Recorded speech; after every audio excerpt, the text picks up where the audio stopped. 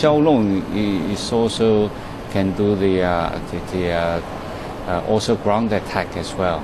I think J10 is also nowadays the fighter jet is more towards a multi-function, so multi-purpose. So they should be able to take multiple actions. So I think it's a big day for Chengdu aircraft industry company. Yeah, they have developed this new generation of fighter jets, which have been used both in China and in Pakistan. Yeah, actually Xiaolong was originally designed for Pakistan, but because of its very good performance, so the Chinese Air Force also got interested. So it is actually customer made for Pakistan. Yeah, it is. Especially, it's a joint venture actually for Pakistan. But I should say the one thing is in China, the aircraft designed in the institute, for instance, in Chengdu Aircraft Design Institute, and next to it there's a Chengdu Aircraft Company. They all belong to AVIC, but they are also quite independent. Well, because of the not so satisfactory weather conditions, we cannot see clearly the movements and maneuvers of the fighter jets. That's a shame, but still we can get a picture of what they are about to do and the performances of these fighter jets. While some of them are J10, and some of them are JF17, or what we call Xiaolong here in China. And Professor Fu, let's talk about the development of the aviation industry. We are seeing Boeing and Airbus doing even larger airplanes that can carry more than 500 people, like the Airbus 340, 80, and also Boeing will have its Super Jumbo. Is China going to be joining the line to produce large Super Jumbo planes? Well, I would think that's always aim to go to sort of achieve. But since we are in the civil aircraft industry, we are just starting to make a big jet. So, for instance, C919 is only for 160 seats. So the bigger one, the bigger version may be 170, 80, but it's not going to be more than 200. So,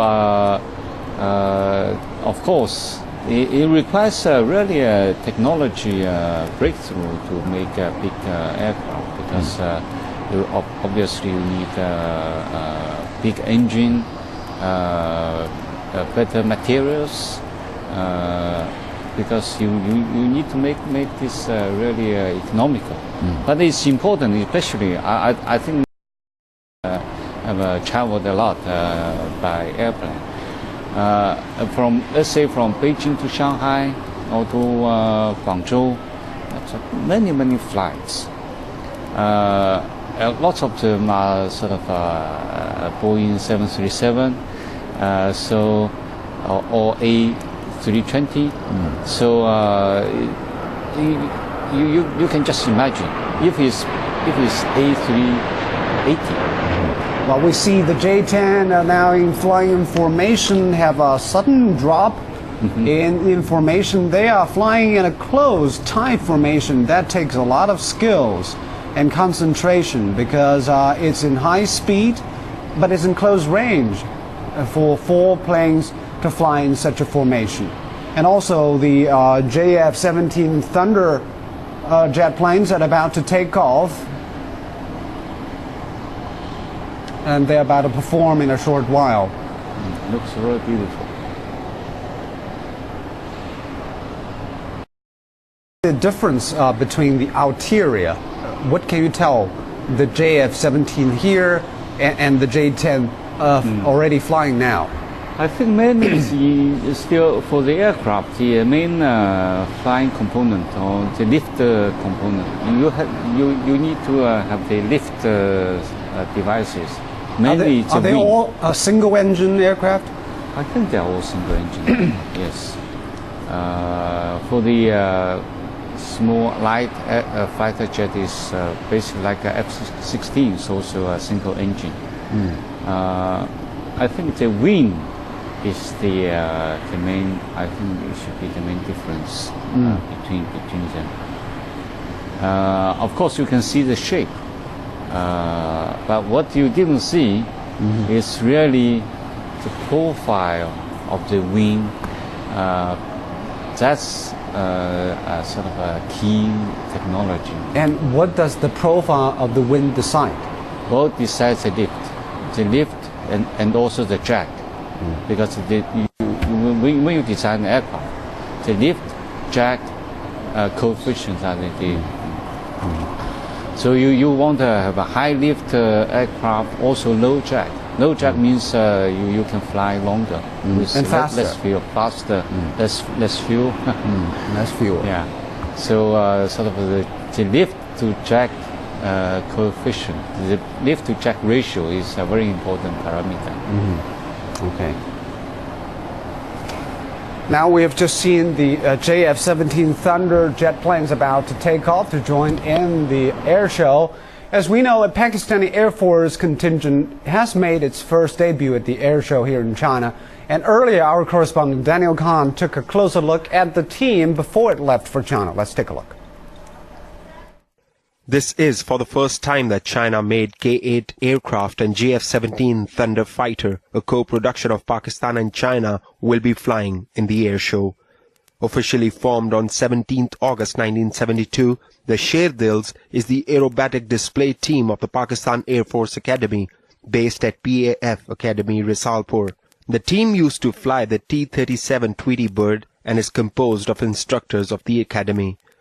After 37 years of performances by T-37, the K-8 aircraft took over the mantle of Sherdils. Chinese Air Force is the greatest friend of Pakistan Air Force. Beginning soon after the 1965 Indo-War conflict, this friendship saw the induction of F-6, F-7 and F-5 fighter aircraft in the PF inventory.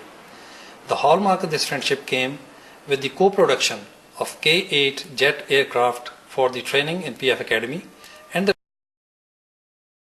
art JF17 light combat aircraft. The aerobatic team will fly in a 9-ship formation and deliver overhead maneuver performances, including run-in loops, wing overturns and barrel rolls.